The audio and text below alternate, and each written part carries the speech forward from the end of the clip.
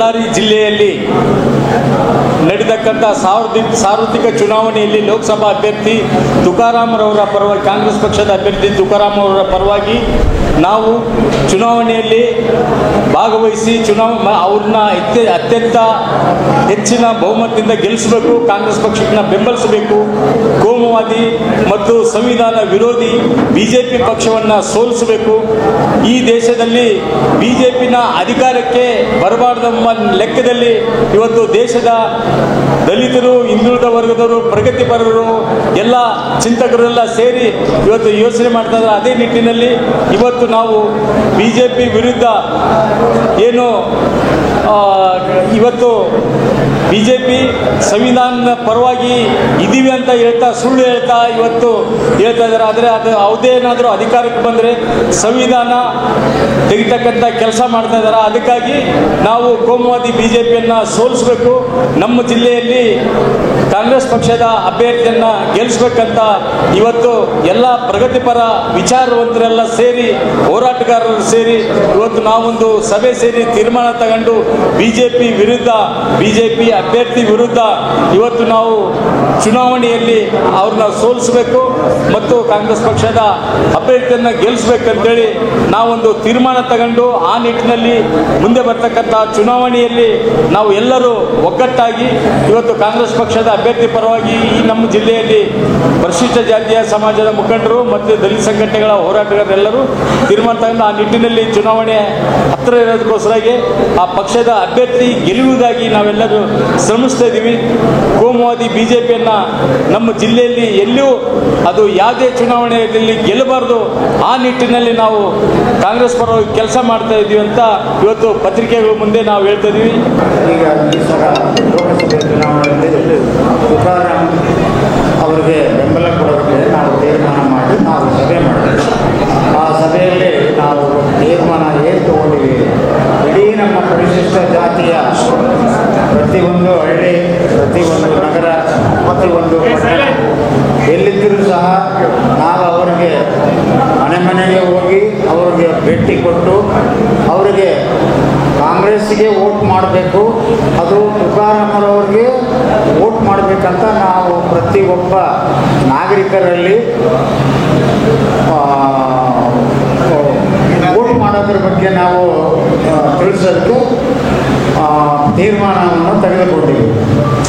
ಆನಂತರ ಇವತ್ತು ನಾವು ಆ ತುಕಾರಾಮ್ ಸಾರ್ ಮುಂದೆನೇ ನಾವು ಈ ಸಮಾಜದಿಂದ ನಾವು ನಿಮಗೆ ಸಂಪೂರ್ಣ ಬೆಂಬಲ ಇರ್ತದೆ, ನಾವು ನಿಮ್ಮ ತುಕಾರಾಮ್ ಸಾರ್ನ ಈ ಸಾರಿ ಗೆಲ್ಲಿಸೋದು ಗ್ಯಾರಂಟಿಯನ್ನು ಆಶ್ವಾಸನೆಯನ್ನು ನಾವು ಸಮಾಜದ ಪರವಾಗಿ ನಾವು ಅವರಿಗೆ ನೀಡಿದ್ದೀವಿ. ಪರಿಶಿಷ್ಟ ಜಾತಿಯಲ್ಲಿ ಬರ್ತಕ್ಕಂಥ ಮಾದಿಗ ಸಮಾಜ, ಚಲವಾದಿ ಸಮಾಜ, ಬಂಜಾರ ಸಮಾಜ, ಗೋವಿ ಸಮಾಜ ಮತ್ತು ಡೋರ ಸಮಾಜ ಮತ್ತು ನಮ್ಮ ಮೋಜಿ ಸಮಾಜದ ಎಲ್ಲ ಹಿರಿಯ ಮುಖಂಡರು ಕರೆಸಿಕೊಂಡು ಒಂದು ಸಭೆಯಲ್ಲಿ ನಾವು ಒಂದು ತೀರ್ಮಾನ ತಗೊಂಡು ಮಾದಿಗ, ಗೋವಿ, ಚಲವಾದಿ ಸಮಾಜ, ಬಂಜಾರ ಸಮಾಜ ಎಲ್ಲರೂ ಸೇರಿ ಎಲ್ಲ ಮುಖಂಡರಿದ್ದಾರೆ, ಅವರೆಲ್ಲ ಸೇರಿ ಒಂದು ತೀರ್ಮಾನವನ್ನು ತಗೊಂಡಿದ್ವಿ. ಇದರಲ್ಲಿ ಪಕ್ಷದಲ್ಲಿರ್ತಕ್ಕಂಥ ನಾಯಕರು ಮತ್ತು ದಲಿತ ಪರವಾಗಿರ್ತಕ್ಕಂಥ ಕೆಲವು ನಮ್ಮ ಕಾಂಗ್ರೆಸ್ನ ದಲಿತ ಪರ ಸಂಘಟನೆಗಳ ನಾಯಕರೆಲ್ಲ ಸೇರಿ ಒಂದು ಕಾರ್ಯಕ್ರಮವನ್ನು ಮಾಡಿದ್ದೀವಿ. ವಿಶೇಷವಾಗಿ ಇವತ್ತು ನಿನ್ನೆ ತಮಗೆ ವಡೋದರದಲ್ಲಿ ನಮ್ಮ ಮೋಹನ್ ಭಾಗವತ್ ಅವರು ಮಾತನ್ನು ಹೇಳಿದ್ದಾರೆ. ನಾವು ಸಂವಿಧಾನವನ್ನು ಬದಲಾವಣೆ ಮಾಡಬೇಕಾದ್ರೆ ಗಲಾಟೆ ಮಾಡಬಾರದು, ಅದರಿಂದ ನಮಗೆ ನಷ್ಟ ಆಗ್ತದೆ. ಆ ಕಾರಣಕ್ಕೋಸ್ಕರ ಮೌನವಾಗಿ ಮುಂಬರುವ ನಮ್ಮ ದೇಶದ ಚುನಾವಣೆಯಲ್ಲಿ ಮೋದಿ ಸಾಹೇಬರು ಗೆಲ್ಲಿತಾರೆ, ದೇಶ ಚುಕ್ಕಾಣಿ ಹಿಡ್ಕೊಳ್ತಾರೆ, ಅವಾಗ ಬದಲಾವಣೆ ಮಾಡೋಕ್ಕೆ ಪ್ರಯತ್ನ ಮಾಡುವಂತಕ್ಕಂಥ ಮಾತನ್ನು ತಮಗೆಲ್ಲ ನಾನು ಪತ್ರಿಕೆಯಲ್ಲಿ ಬಂದಿರತಕ್ಕಂಥ ತಮ್ಮ ಮುಂದೆ ಪ್ರದರ್ಶನ ಮಾಡ್ತಾ ಇದ್ದೀನಿ. ನಿನ್ನೆ ಒಂದು ಸ್ಟೇಟ್ಮೆಂಟ್ ಕೊಟ್ಟಿದ್ದಾರೆ. ನಾವ್ಯಾಕೆ ದಲಿತರು, ಕೋಮುವಾದಿಗಳು ಸಂವಿಧಾನ ವಿರೋಧ ಮಾಡ್ತಾ ಇದ್ದಾರೆ, ಸಂವಿಧಾನ ಬದಲಾವಣೆ ಮಾಡ್ತಾ ಇರ್ತಕ್ಕಂಥ ಮಾತುಗಳು ಈಗಾಗಲೇ ನಮ್ಮ ರಾಜ್ಯದಲ್ಲಿ ಅನಂತ್ ಕುಮಾರ್ ಹೆಗಡೆ ಅವರು ತಾವೆಲ್ಲ ಕೇಳಿದ್ದೀರಿ. ಬಳ್ಳಾರಿಗೆ ಬಂದುಬಿಟ್ಟು ನಾಯಿಗಳು ಅಂತೇಳಿ ನಮ್ಮನ್ನ ದಲಿತರ ನಾಯಿಗಳಂತಿರ್ತಕ್ಕಂಥ ಪದಗಳನ್ನು ಕೇಳಿದ್ದಾರೆ. ಆ ಕಾರಣಕ್ಕೋಸ್ಕರ ನಿನ್ನೆ ಇರ್ತಕ್ಕಂಥ ಬಹಿರಂಗವಾಗಿ RSS ಸಭೆಯಲ್ಲಿ ಮೋಹನ್ ಭಾಗವತ್ ಅವರು ವಡೋದರದಲ್ಲಿ ಇರ್ತಕ್ಕಂಥ ವಿಚಾರ. ಈ ಕಾರಣಕ್ಕೆ ನಾವು ಎಲ್ಲಿವರೆಗೆ ಕೋಮುವಾದಿಗಳು ಈ ದೇಶವನ್ನು ಆಳ್ತಾರೆ, ನಮಗೆ ಅಭದ್ರತೆ ಕಾಣ್ತದೆ. ದಲಿತರಿಗೆ ಅಭದ್ರತೆ, ಎಲ್ಲವರಿಗೆ ದೇಶವನ್ನು ಕೋಮುವಾದಿಗಳ ಆಡಳಿತ ಮಾಡ್ತಾರೆ, ಎಲ್ಲವರಿಗೆ ನಮ್ಮ ಅಭದ್ರತೆ ಇದೆ. ಆ ಕಾರಣಕ್ಕೋಸ್ಕರ ನಾವು ನಮ್ಮ ಭದ್ರತೆ ನಾವು ನೋಡ್ಕೊಳ್ಬೇಕಾಗಿದೆ. ಈ ದೇಶದ ಸಂವಿಧಾನ ದೊಡ್ಡ ಧರ್ಮ ಗ್ರಂಥ, ಅದು ಉಳಿಬೇಕಂತಂದ್ರೆ ನಾವು ಈ ಸಂದರ್ಭದಲ್ಲಿ ಎಲ್ಲ ದಲಿತರು ಎಲ್ಲ ಜನಾಂಗದ ಏನು ಇವತ್ತು ದಲಿತ ಹಿಂದುಳಿದ ಅಲ್ಪಸಂಖ್ಯಾತರು ಅವ್ರಿಗೂ ಮನವಿ ಮಾಡ್ತಾ ಇದ್ದೀವಿ. ದಯಮಾಡಿ ಸಂವಿಧಾನ ಉಳಿಸೋಕ್ಕೋಸ್ಕರ ಕಾಂಗ್ರೆಸ್ ಮತ್ತು ಇಂಡಿಯಾ ಒಕ್ಕೂಟಕ್ಕೆ ವೋಟ್ ಮಾಡಬೇಕಂತಕ್ಕಂಥ ವಿಚಾರವನ್ನು ಪತ್ರಿಕಾ ಮುಖಾಂತರ ನಾನು ಎಲ್ಲ ಜನರಿಗೆ ಮನವಿ ಮಾಡ್ತಾ ಇದ್ದೀನಿ, ನಮ್ಮ ಒಂದು ಒಕ್ಕೂಟದ ಪರವಾಗಿ. ಯಾಕಂದ್ರೆ ಇವತ್ತು ಅಂತ ಪರಿಸ್ಥಿತಿ ನಾವು ಎದುರಿಸ್ತಾ ಇದ್ದೀವಿ. ಈಗಾಗಲೇ ನಮಗೆಲ್ಲ ದಿನ ನೋಡ್ತಾ ಇದ್ದೀವಿ ಪತ್ರಿಕೆಯಲ್ಲಿ ಮೋದಿ ಸಾಹೇಬರು ಏನ್ ಮಾತಾಡ್ತಾರೆ ಅಂತೇಳಿ. ಅವ್ರು ಯಾವುದು ಕಾರ್ಯಕ್ರಮ ಇಲ್ಲ, ಅವ್ರ ಹತ್ರ ಒಂದು ಕಾರ್ಯಕ್ರಮ ಇಲ್ಲ. 10 ವರ್ಷದಲ್ಲಿ 2 ಕೋಟಿ ಉದ್ಯೋಗ ಹೋಯ್ತು, 15 ಲಕ್ಷ ದುಡ್ಡು ಹೋಯ್ತು, ಬಡವರಿಗೆ ಸಾಲ ಬಂದು ಹೋಯ್ತು, ರಾಜ್ಯದಲ್ಲಿ ಏನಿಲ್ಲ. ಅವ್ರು ಏನ್ ಹೇಳ್ತಾರೆ, ದೇಶ ನಾನು ಕಾಪಾಡ್ತೀನಿ, ನನ್ನ ಗೆಲ್ಸ್ಕೊಂಡು ಬರ್ರಿ, ಮೋದಿ ಗ್ಯಾರಂಟಿ ಅಂದ್ರೆ ಮೋದಿನೇ ಗ್ಯಾರಂಟಿ ಅಂತಕ್ಕಂಥ ವಿಚಾರವನ್ನು ತಮಗೆಲ್ಲ ಗೊತ್ತಿದೆ. ಆ ಕಾರಣಕ್ಕೋಸ್ಕರ ಅವ್ರನ್ನ ಈ ದೇಶದಿಂದ ನಾವು ಬದುಕಿಸ್ಬೇಕು.